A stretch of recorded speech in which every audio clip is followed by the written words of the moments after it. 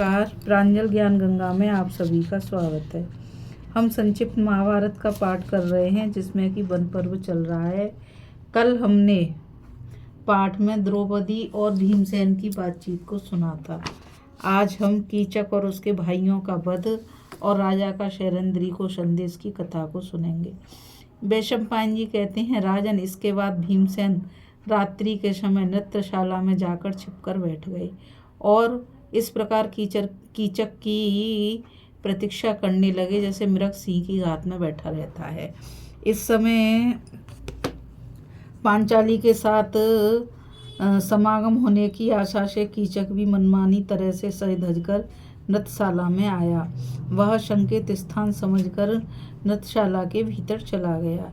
उस समय वह भवन सब ओर से अंधकार में व्याप्त था। अतुलित पराक्रमी भीमसेन तो वहां पहले से ही मौजूद थे और एकांत में एक शैया पर लेटे हुए थे। दुर्मति कीचक भी वहीं पहुंच गया और उन्हें हाथ से टटोलने लगा। द्रौपदी के अपमान के कारण भीम इस समय क्रोध से जल रहे थे।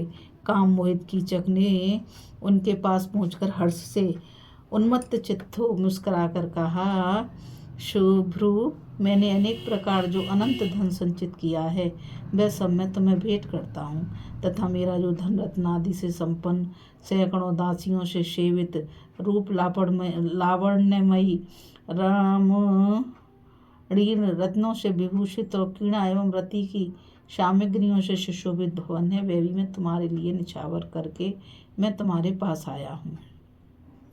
मेरे अंतपुर की नारियां अकस्मात मेरी प्रशंसा करने लगती हैं कि आपके समान सुंदर वेशभूषा से सुसज्जित और दर्शनीय कोई दूसरा पुरुष नहीं है। भीमसेन ने कहा, आप दर्शनीय हैं, यह बड़ी प्रसन्नता की बात है, किंतु आपने ऐसा स्पर्श पहले कभी नहीं किया होगा। ऐसा कहकर महाबाहु भीमसेन सहसा उछलकर खड़े हो गए और उससे हंसकर कहने लगे, रे पापी, तू पर्वत के समान बड़े डील डोल वाला है, किंतु सिंह जैसे विशाल गजराज को घसीटता है। उसी प्रकार आज मैं तुझे पृथ्वी पर मसलूंगा और तेरी बहन यह सब देखेगी। इस प्रकार जब तू मर जाएगा तो शैरेंद्री बेखटके के बिचरेगी तथा उसके पति भी आनंद से अपने दिन बितावेंगे। तब महाबली भीमसेन ने उसके पुष्प गुंबित केश पकड़ लिए। कीचक भी बड़ा बलवान था, उसने अपने केश छुड़ा लिए और बड़ी फुर्ती से दोनों हाथों से भीमसेन को पकड़ लिया। फिर उन क्रोधित पुरुष सिंहों में परस्पर बाहु युद्ध होने लगा। दोनों ही बड़े वीर थे। उनकी भुजाओं की रगड़ से बांस फटने की कड़क के समान भारी शब्द होने लगा। फिर जिस प्रकार प्रचंड आंधी वृक्ष को झंझोर डालती है, उसी प्रकार भीमसेन कीचक को धक्के देकर सारी नृत्यशाला में घुमाने लगे। महाबली कीचक ने भी अपने घुटनों की चोट से भीमसेन को भूमि पर गिरा दिया। तब भीमसेन दंड पाणी यमराज के समान बड़े वेग से उछलकर खड़े हो गए।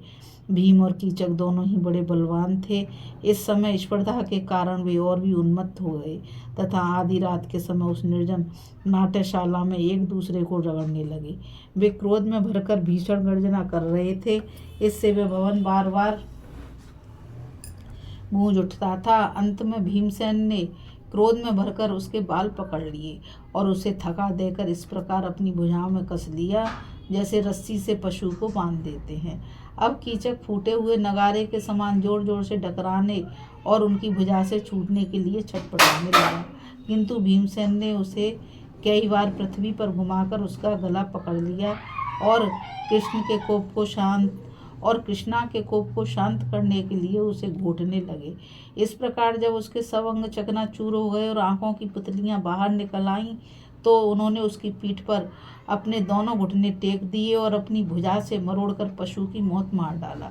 कीचक को मारकर भीमसेन ने उसके हाथ, पैर, सिर और गर्दन आदि अंगों को पिंड के भीतर ही घुसा दिया। इस प्रकार उसके सब अंगों को तोड़ मरोड़ कर उसे मांस का लौंदा बना दिया और द्रौपदी को दिखाकर कहा कि देख पांचाली, जरा यहाँ आकर देखो तो इस कान के कीड़े की क्या गति बनाई है। ऐसा कहकर उन्होंने दुरात्मा कीचक के पिंड को पैरों से ठुकराया और द्रौपदी से कहा, भीरू, जो कोई तुम्हारे ऊपर कुदृष्टि डालेगा वह मारा जाएगा और उसकी यही गति होगी। इस प्रकार कृष्णा की प्रसन्नता के लिए उन्होंने यह दुष्कर कर्म किया। फिर जब उनका क्रोध ठंडा पड़ गया तो वे द्रौपदी से पूछकर पाठशाला में चले गए। पाकशाला में, सॉरी, पाठशाला नहीं, पाकशाला। कीचक का वध कराकर द्रौपदी बड़ी प्रसन्न हुई। उसका सारा संताप शांत हो गया। फिर उसने उस नृत्यशाला की रखवाली करने वालों से कहा, देखो वह कीचक पड़ा हुआ है। मेरे पति गंधर्वों ने उसकी यह गति की है। तुम लोग वहां जाकर देखो तो सही। द्रौपदी की यह बात सुनकर नाट्यशाला के सहस्त्रों चौकीदार मशाले लेकर वहां आए। फिर उन्होंने उसे खून से लथपथ और प्राणहीन अवस्था में पृथ्वी पर पड़े देखा। उसे बिना हाथ पांव का देखकर उन सबको बड़ी व्यथा हुई। उसे इस स्थिति में देखकर सभी को बड़ा विस्मय हुआ। उसी समय कीचक के सब बंधु बांधव वहां एकत्रित हो गए और उसे चारों ओर से घेरकर विलाप करने लगे। उसकी ऐसी दुर्गति देखकर सभी के रोंगटे खड़े हो गए। उसके सारे अवयव शरीर में घुस जाने के कारण वह पृथ्वी पर निकालकर रखे हुए कछुए के समान जान पड़ता था। फिर उसके सगे संबंधी उसका दाह संस्कार करने के लिए नगर से बाहर ले जाने की तैयारी करने लगे। उनकी दृष्टि लाश से थोड़ी ही दूर पर एक खंबे का सहारा लिए खड़ी हुई द्रौपदी पर पड़ी। जब सब लोग इकट्ठे हो गए तो उन उपकीचकों को कीचक के भाइयों ने कहा, इस दुष्टा को अभी मार डालना चाहिए। इसी के कारण कीचक की हत्या हुई है, अथवा मारने की भी क्या आवश्यकता है। कामाशक्त कीचक के साथ ही इसे भी जला दो। ऐसा करने से मर जाने पर भी सूत पुत्र का प्रिय ही होगा। यह सोचकर उन्होंने राजा विराट से कहा, कीचक की मृत्यु शैरेंद्री के ही कारण हुई है, अतः हम इसे कीचक के साथ ही जला देना चाहते हैं।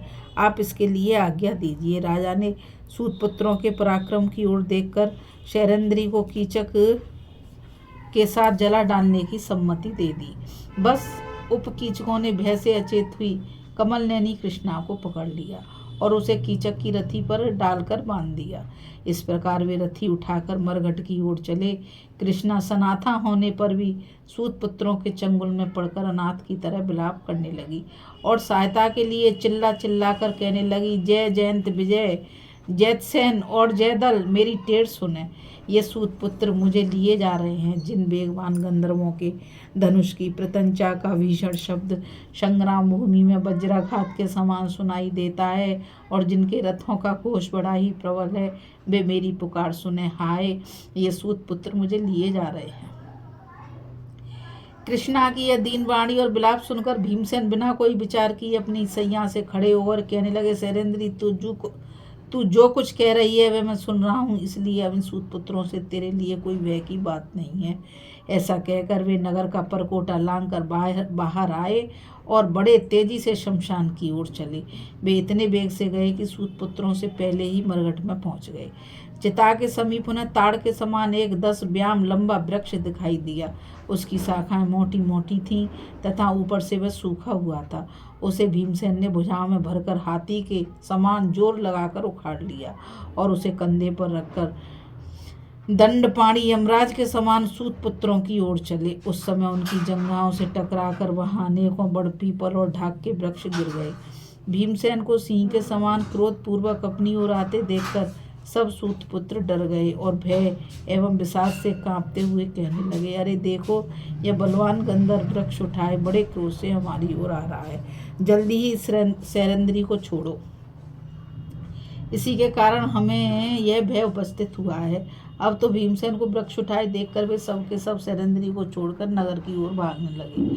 उन्हें भागते देखकर पवन नंदन भीमसेन ने इंद्र जैसे दानवों का वध करते उसी प्रकार उस वृक्ष को 105 उपकीचकों को यमराज के घर भेज दिया। उसके पश्चात उन्होंने द्रौपदी को बंधन से छुड़ाकर ढांढस दिया। इस समय पांचाली के नेत्रों से निरंतर आंसुओं की धारा बह रही थी और वह अत्यंत दीन हो रही थी। उसे दुर्जय वीर भीमसेन ने कहा, कृष्णे, तेरा कोई अपराध न होने पर भी जो लोग तुझे तंग करेंगे वे इसी प्रकार मारे जाएंगे।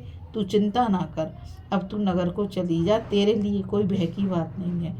मैं दूसरे रास्ते से राजा विराट की रसोई की ओर जाऊंगा। जब नगरवासियों ने यह सारा कांड देखा तो उन्होंने राजा विराट के पास जाकर निवेदन किया कि गंधर्वों ने महाबली सूत पुत्रों को मार डाला है और शैलेंद्री उनके हाथ से छूटकर राजभवन की ओर जा रही है।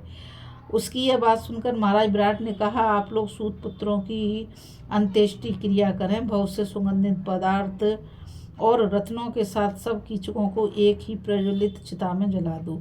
फिर कीचकों के वध से भयभीत हो जाने के कारण उन्होंने महारानी सुदेशना के पास जाकर कहा, जब शैलेंद्री यहाँ आवे तो तुम मेरी ओर से उससे यह कह देना कि सुमुखी तुम्हारा कल्याण हो, अब तुम्हारी जहाँ इच्छा हो वहाँ चली जाओ। महाराज गंधर्वों के तिरस्कार से डर गए हैं।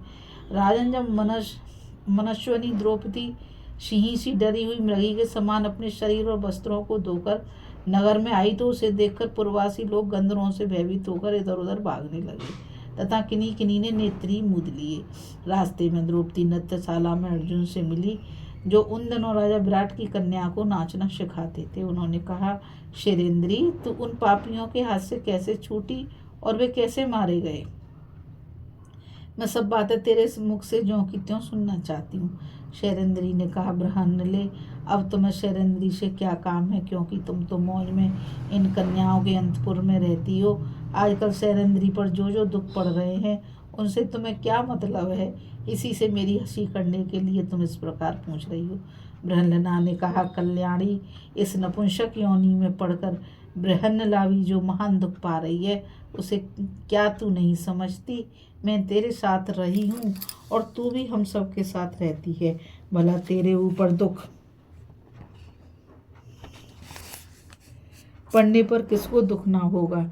इसके पश्चात कन्याओं के साथ ही द्रौपदी राजभवन में गई और रानी सुदेशना के पास जाकर खड़ी हो गई।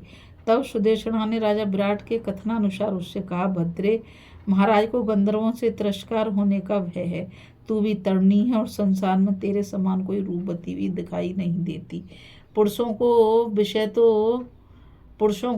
तो स्वभाव से ही प्रिय होता है और तेरे गंधर्व बड़े क्रोधी हैं, अतः जहाँ तेरी इच्छा हो वहाँ चली जा। शैलेंद्री ने कहा, महारानी जी, 13 दिन के लिए महाराज मुझे और क्षमा करें। इसके पश्चात गंधर्वगण मुझे स्वयं ही ले जाएंगे और आपका भी हित करेंगे। उनके द्वारा महाराज और उनके बंधु बांधवों का भी अवश्य ही बड़ा हित होगा। इस कथा में बस इतना ही। अभी हम कथा में कीचक और उसके भाइयों का वध और राजा का शैलेंद्री को संदेश की कथा को पढ़ रहे थे और आगे की कथा में कौरव सभा में पांडवों की खोज के विषय में बातचीत तथा विराट नगर पर चढ़ाई करने का निश्चय की कथा को पढ़ेंगे। इस कथा में बस इतना ही। मुझ गीता रावत को आज्ञा दीजिए। कल फिर मिलेंगे एक नई कथा के साथ।